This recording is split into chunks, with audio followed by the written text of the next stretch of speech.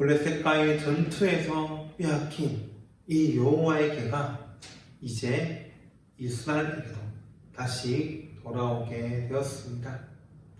그러나 이스라엘의 중심에 오지 아니하고 그 변방에 있었으니 그 시간이 무려 20년이나 되었습니다. 20년이라는 시간 동안 이스라엘은 하나님을 사모 곧 애통하였습니다. 하나님과의 관계가 회복되지 않았기에 또한 블레셋이 계속해서 침공하였기에 애통하였습니다. 이렇게 여호와께서는 아직 이 여호와의 궤를 이스라엘의 삶의 중심으로 회복시키시지 아니하셨습니다. 그러나 이스라엘을 위해서 은혜를 베푸셨으니 바로 사무엘을 영적 지도자로서 세워주심입니다. 4장에서 6장까지 등장하지 아니했던 사무엘이 이제 등장하게 됩니다.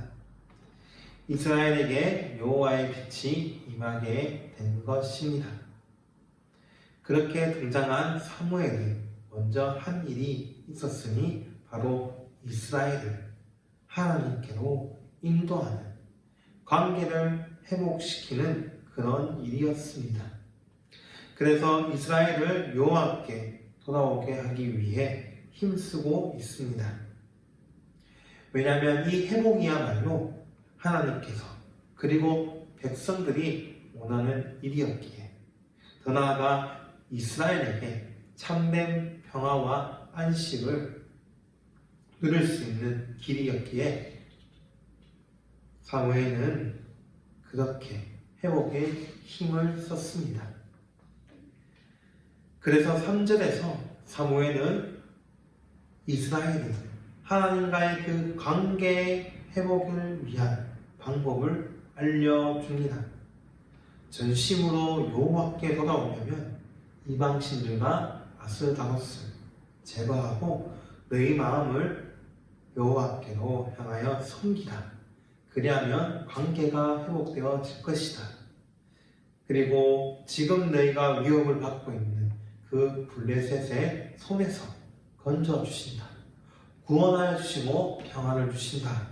하고 이렇게 그 방법을 알려줍니다. 그런데 사무엘은 왜 우상들을 언급하면서 특별히 아스다롯을 언급한 것일까요? 그리고 4절에서는 바알까지 함께 언급을 하고 있습니다. 이렇게 직접 언급된 이 둘의 모습을 보니 그 관계가 깊은 것으로 보입니다. 사실 이 둘은 부부 신입니다. 바알은 가나안 땅의 풍요를 중환하는 신입니다. 그리고 아스다롯은 풍요와 전쟁의 신으로 이 둘은 밀접하게 관련이 되어 있습니다. 이 바알과 아스다롯은 이스라엘이 가나안 땅으로 들어온 후 사사 시대 때까지 하나님을 향해 나아감에 있어서 위협이 되는 대표적인 우상들이었습니다. 그러나 만약 그들이 참 신이었다면 그들은 풍요롭고 전쟁에서 승리를 했었어야 됩니다. 이스라엘이 전승을 하며 풍요를 누렸어야 했습니다. 그러나 이스라엘 사사 시대는 어떠했습니까? 패배하였고 빼앗겼습니다. 풍요와 전쟁의 신을 섬김에도 불구하고 그들은 얻는 것 없이 빼앗기고 패배를 하였습니다. 곧 그들은 아무런 힘도 없는 헛된 우상을 섬겼던 것이었습니다. 바로 이 우상들을 제거하는 일이 이스라엘이 전심으로 돌이켜 여호와 하나님과의 관계를 회복하는 일이다. 그 출발점이다 라는 것을 알려주고 있는 것입니다. 이스라엘은 오직 여호와 하나님만을 섬기며 나아갔어야 했습니다. 그들을 구원하여 주신 하나님을 기억하며 언약 백성으로서 이 우상들을 멀리 했었어야 했습니다. 이제 이스라엘은 하나님께로 나아감에 있어서 방해되고 위협이 되었던 우상들을 다 제거하고 하나님께로 온전히 나아가 회개를 하고 섬김으로써 관계 회복을 위한 다음 준비를 합니다. 이 우상들을 제거한다고 한들 마음이 하나님께로 향하여 있지 아니하다면 그것은 하나님을 향해 온전히 나아감이 아닙니다. 그래서 여호와 하나님을 향해 온전히 섬길 때, 온전히 나아갈 때 바로 하나님과의 그 관계 회복에 대한 준비를 마쳤다 할 수 있습니다. 그렇게 온전히 섬길 때 하나님께서 블레셋에게서 구원하여 주실 것이다 말씀하여 주시면서 이 블레셋의 압제가 바로 우상들을 섬기며 하나님께 온전히 나아가지 않았던 이스라엘에게 원인이 있었음을 알려줍니다. 그러자 이스라엘은 그동안 자신들이 섬겼던 바알들과 아스다롯을 제거하고 자신이 애통하고 사모했던 여호와만을 섬기기 시작합니다. 그 다음으로는 자신들의 죄를 자복합니다. 미스바에서 모여 물을 길어 여호와 앞에 붓고 그날 종일 금식하고 거기에서 번제함에 대해 회개하였음을 6절에서 우리가 보았습니다. 이스라엘은 금식하며 하나님을 향하여서 전심으로 나아가길 원했다는 것을 알 수가 있는데 이러한 모습을 더 잘 알 수 있는 것이 바로 6절에 물을 길어 여호와 앞에 붓는다는 그런 모습을 통해서 더 잘 알 수 있습니다. 여기에서 붓는다라는 단어는 앞서 한나가 1장 15절에서 여호와 앞에 나의 심정을 통한 것 뿌리오니에서 통하다라는 동사와 같습니다. 또한 시편 62편 8절에서 백성들아 시시로 저를 의지하고 그 앞에 마음을 토하라. 하나님은 우리의 피난처시로다. 아멘. 여기에서 토하다라는 동사와도 같습니다. 이것을 보아 물을 길어 여호와 앞에 물을 붓는 모습은 하나님만을 신뢰하고 그 마음을 하나님 앞에 물처럼 붓는 그 쏟아내는 회개의 모습이다라고 볼 수 있습니다. 이러한 이스라엘의 회개의 모습은 곧 자신들을 하나님 앞에 내어 바치는 그러한 겸손한 모습이며 하나님 앞에 온전히 섬기기를 준비한 모습이었습니다. 이러한 모습을 보면서 변방에 머물러져 있던 여호와께서 이제 다시 이스라엘의 중심에 오실 것이라는 기대를 가지게 되는 것은 어찌 보면 당연한 것 아니겠습니까? 그런데 그때 블레셋이 이스라엘이 지금 미스바에 모였음을 듣고 공격해 옵니다. 아마도 이 회개의 모임이 전쟁을 준비하는 그 모습으로 비추어졌나 봅니다. 이전에 이스라엘은 이 블레셋과의 전쟁에서 대패하고 더욱이 여호와의 길을 빼앗겼습니다. 그렇기에 그들이 블레셋을 두려워하며 사무엘에게 부르짖는 것은 어찌 보면 당연한 일일 것입니다. 사무엘은 젖먹는 어린 양으로 온전한 번제를 드렸는데 이러한 이스라엘의 부르짖음을 여호와 하나님께서는 응답하여 주십니다. 사실 이 부르짖음을 볼 때 우리는 출애굽의 상황과 사사시대의 상황이 떠오르게 될 것입니다. 이스라엘은 압제당할 때 여호와 하나님께 부르짖었습니다. 그리고 여호와 하나님께서는 이러한 이스라엘의 부르짖음에 응답하여 구원을 베풀어 주셨습니다. 그리고 지금 블레셋의 침략에서도 이스라엘과 사무엘의 부르짖음에 응답하십니다. 하나님께도 온전히 나아온 이 이스라엘을 결코 버리지 아니하시고 응답하여 주셔서 블레셋 사람의 손에서 건져내어 주심을 우리가 볼 수 있는 것입니다. 그 응답하심은 우레를 바라는 것이었습니다. 그 우레로 블레셋을 어지럽게 하셔서 패배케 하셨습니다. 여기에서 우레를 바라다라는 동사를 살펴보았으면 좋겠습니다. 이 단어는 한나의 기도 2장 10절에서 언급된 단어입니다. 여호와를 대적하는 자는 산산이 끼어질 것이라 하늘 우레로 그들을 치시리로다. 아멘. 여기에 치시리로다라는 단어가 바라다라는 단어와 같습니다. 곧 하나님을 대적하는 자를 하늘 우레로 치시는 하나님께서 이전에 여호와의 개가 자신들에게 있을 때 일어난 일을 뒤로한 채 이스라엘을 치러 온 블레셋을 치신다는 것입니다.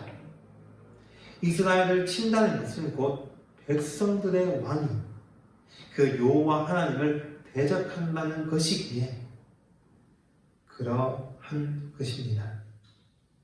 그러므로 여호와께서는 죽이기도 하시고 살리기도 하시며 낮추시기도 하시고 높이시기도 하시는 분이심이 다시 한 번 더 드러나게 됩니다. 그래서 이 전쟁은 바로 하나님께서 주관하시는 전쟁임을 우리는 알게 됩니다. 이스라엘 백성이 한 일은 여호와께 부르짖으며 이 도망갔던 블레셋을 추격하여서 친 일밖에 없었습니다. 여호와께서 이스라엘에게 승리를 가져다 주신 것입니다. 사무엘은 이스라엘이 블레셋을 이긴 후 돌을 취하여 여호와께서 주신 승리를 기념하는 기념비를 세웁니다.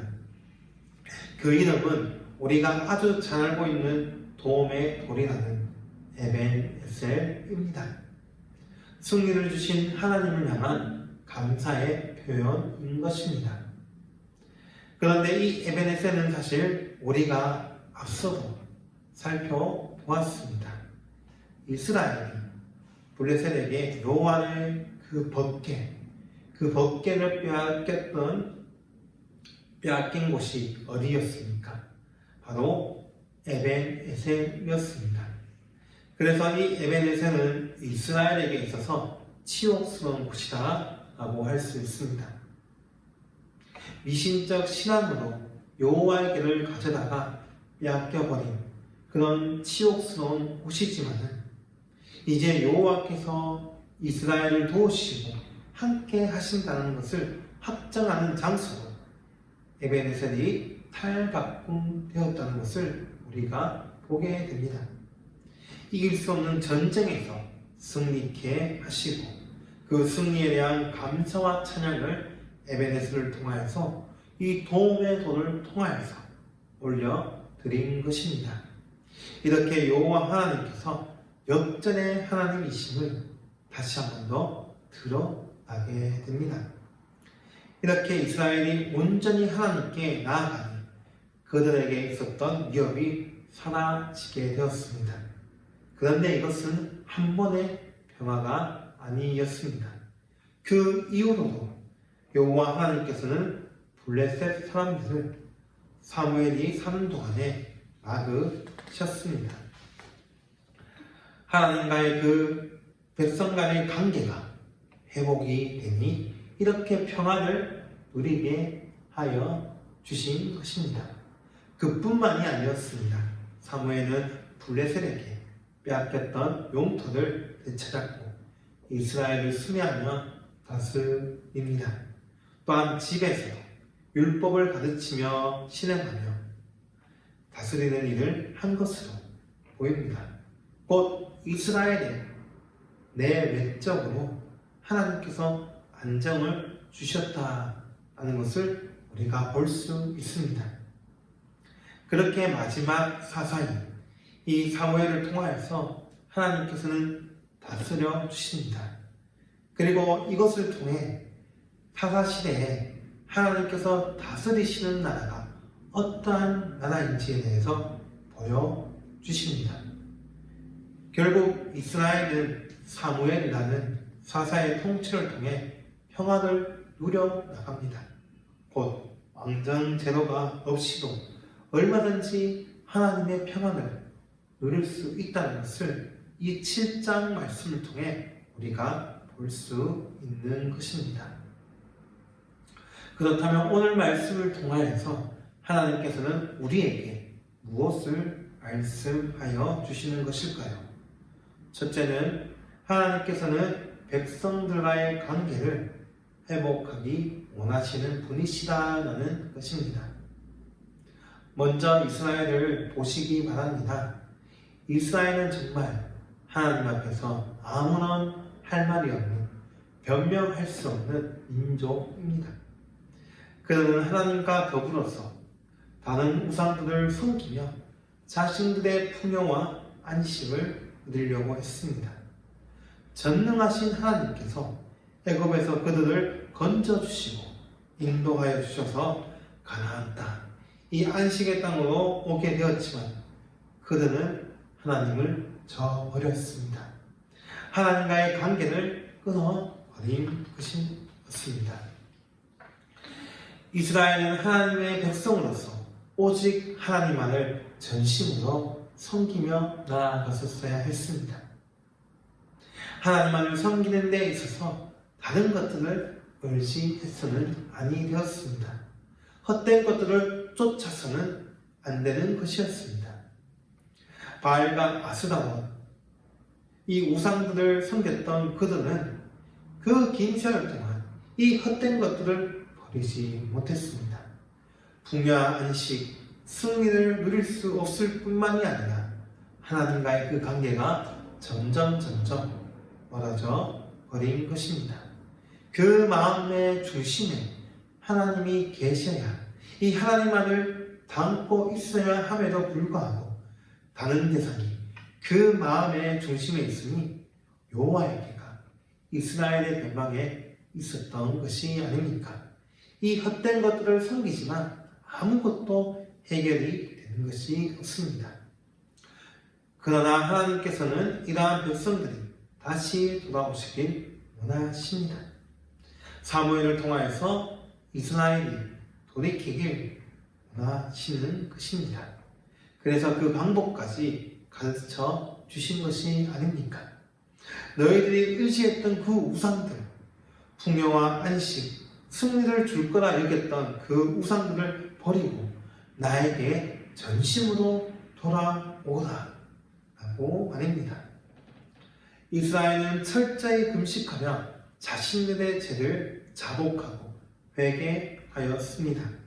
헛된 신들, 이 우상들을 다 제거하였고 오직 주님만을 사모하며 섬기기 원했습니다. 이렇게 애통하면서 응답한 이스라엘을 보며 관계의 회복이나 어느 누구가 한다고 되는 것이 아니라 서로 간의 마음이 맞아 떨어질 때 이 회복이 이루어짐을 보게 됩니다. 혹시라도 하나님 외에 이 풍요와 안식, 승리를 가져다 줄 것이라 여기는 것을 의지한다면 그것은 하나님과의 관계를 끊어버리게 되는 헛된 것을 섬기는 일입니다. 그 마음을 하나님에서부터 멀게 하면서 그 관계를 끊어버리게 하는 것입니다. 그러므로 그 마음을 전심으로 돌이켜 하나님께로 나아가야 할 것입니다. 그 마음 깊이, 그 중심까지도 하나님을 향해 있어야 된다는 것입니다. 하나님께서는 우리와의 관계를 끊어지기를 원하시지 아니하십니다. 오히려 우리와의 그 관계를 이어나가시길, 회복하시길 원하십니다. 그러므로 우리가 만약에 하나님을 의지하지 아니하고 다른 것을 의지하며 나아가게 된다면 전심으로 회개하며 하나님 앞에 다시 나아가야 될 것입니다. 오늘 말씀을 통해서 말씀하시는 두 번째는 이 하나님과의 관계가 회복될 때 비로소 문제가 해결된다는 것입니다. 이스라엘이 하나님을 향해 애통하며 우상들을 제거하고 미스바에서 회개하며 전심으로 온전히 여호와 하나님께 나아갔습니다. 이제 다시금 언약 백성으로서의 합당한 모습을 보이며 여호와 하나님만을 의지하며 나아가고자 하였습니다. 그렇기에 여호와 하나님께 부르짖은 것이 아니었습니까? 이렇게 회개하며 하나님께 다시 돌아온 언약 백성 이스라엘의 부르짖는 간구에 하나님께서는 응답하여 주시며 언약에 근거한 구원을 행하고 계십니다. 이렇게 하나님께 부르짖으며 간구하는 것은 사실 누구에게만 허락되어진 것입니까? 맞습니다. 하나님의 백성, 오직 성도만이 할 수 있는 것입니다. 그리고 이 간구는 하나님을 의지하며 나아간다는 믿음의 고백입니다. 성도가 헛된 것에 관심을 두지 아니하고 여호와 하나님께 나아갈 때 비로소 그분께만 간구하게 됩니다. 그래서 성도는 자신의 모든 문제, 염려를 그분께 맡기고 기도하는 것이 아닙니까? 이것이야말로 이 세상을 통치하시는 전능하신 하나님을 믿는 믿음의 모습인 것입니다. 그리고 이러한 백성들의 간구를 하나님께서는 그냥 지나치지 아니하십니다. 하나님께서는 이러한 믿음의 고백을 하는 백성들의 간구를 응답하여 주십니다. 사무엘이 온전한 제사를 드릴 때 응답하신 것과 같이 하나님을 전적으로 의지하며 부르짖는 이 자신의 백성들을 그냥 두지 아니하시고 반드시 응답하여 주십니다. 이와 같이 관계를 회복하여 주시는 여호와 하나님께서는 그 백성들의 부르짖음을 그냥 넘어가지 아니하십니다. 하나님을 향해 간구한 백성들에게 언약적 사랑을 베푸시어 응답하여 주십니다. 문제와 염려에서 벗어나게 해주시고 건져주십니다. 그러므로 하나님께 돌이켜 의지하며 나아가는 백성들은 하나님의 전능하심 그리고 하나님의 신실하심을 믿고 간구하여야 합니다. 이스라엘 백성들과 같이 다른 것으로는 해결될 수가 없습니다. 주님의 그 은혜만이 이것들을 해결할 수 있습니다. 물론 우리가 패배할 수도 있습니다. 그러나 기억을 해야 합니다. 하나님께서는 도우시는 전능하신 하나님이십니다. 그래서 우리가 낙심하지 말아야 될 것입니다. 과거에 패배했던 이스라엘을 오늘 말씀에 하나님께서 승리케 하여 주셨습니다. 모든 상황 속에서 승리할 때까지 도우시는 그리고 승리케 하시는 주님을 믿음으로 나아가야 합니다. 이것이 바로 성도의 믿음입니다. 오늘 말씀을 통해 말씀하시는 마지막 세 번째는 관계를 회복하시는 하나님께서는 승리와 더불어 평안을 주시는 여호와이시다라는 것입니다. 여호와 하나님께서 승리를 가져다 주셨습니다. 그런데 하나님께서는 승리뿐만이 아니라 그 승리를 가져다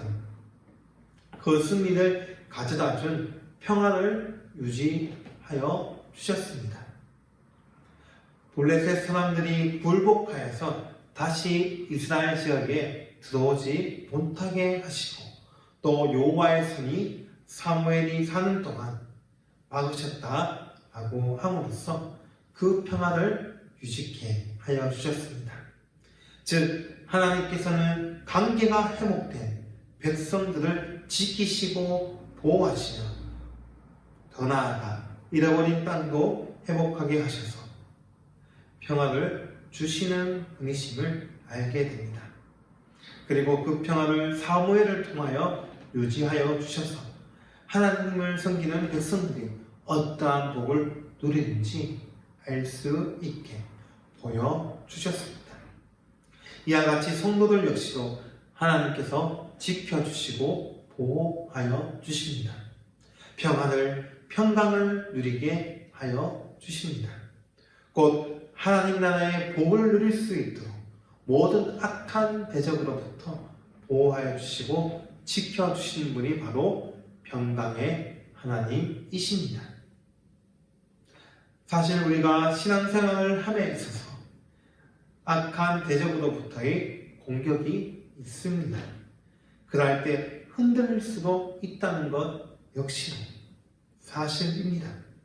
그러나 우리가 오늘 말씀과 같이 여호와 하나님께서 이 평강을 유지시켜 주신다는 사실을 믿어야 합니다. 성도를 보호하시고 지켜주심으로써 결국 천국에 들어가게 하실 것입니다. 하나님께서는 자신의 백성에게 회복과 승리와 평화를 주시는 여호와 하나님이십니다. 이러한 복을 우리 성도들이 받았음을 오늘 말씀을 통해 우리가 알 수 있습니다.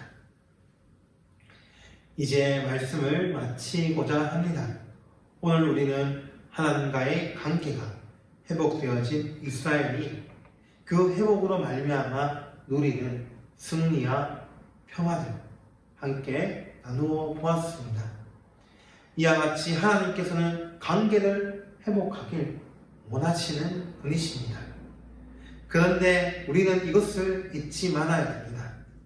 우리는 원래 하나님과의 관계를 거론하기도 조차 불가능한 죄인이었다는 사실을 말입니다.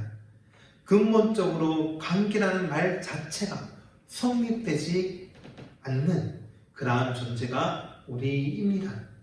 하나님과 죄인은 이어질 수 없는 불가분의 관계입니다. 근본적으로 끊어졌기에 죄인 스스로 절대 하나님께로 나아갈 수 없습니다. 그러나 하나님께서는 이러한 죄인을 위해서 이 근본적인 관계를 회복시켜 주셨습니다. 이제 죄인은 예수 그리스도를 믿음으로 말미암아 이 하나님과의 관계가 회복되어집니다. 하나님 나라의 백성이 되는 것입니다. 그로 인해서 승리하며 평안을 누려나감은 당연합니다. 바로 하나님의 백성으로서 누리는 복이기 때문입니다. 그러나 마귀는 절대로 이러한 우리를 그냥 두지 않습니다. 우리가 받은 것을 잊게 만들려고 합니다. 그리고 다른 것들을 보게 만들어서 의지하게 만듭니다. 우리 성도는 여기에 시선을 빼앗겨서는 아니 됩니다. 온전히 주님만을 바라보아야 될 것입니다. 그럴 때 오는 위협과 어려움 분명히 있습니다. 그러나 우리 하나님께서는 승리의 하나님이십니다. 영원한 승리를 주시기까지 우리를 지켜주시고 보호하여 평안을 주십니다. 이러한 도우시는 하나님을 성도는 감사하며 찬양을 올려드려야 될 것입니다. 이것이 바로 그리스도를 통하여서 하나님과의 그 관계가 회복되어진 성도의 참된 믿음의 고백입니다. 승리를 가져다 주시는 여호와 하나님을 의지하며 인생의 참 평안을 누려나가는 우리 모두가 되길 주님의 이름으로 소망합니다.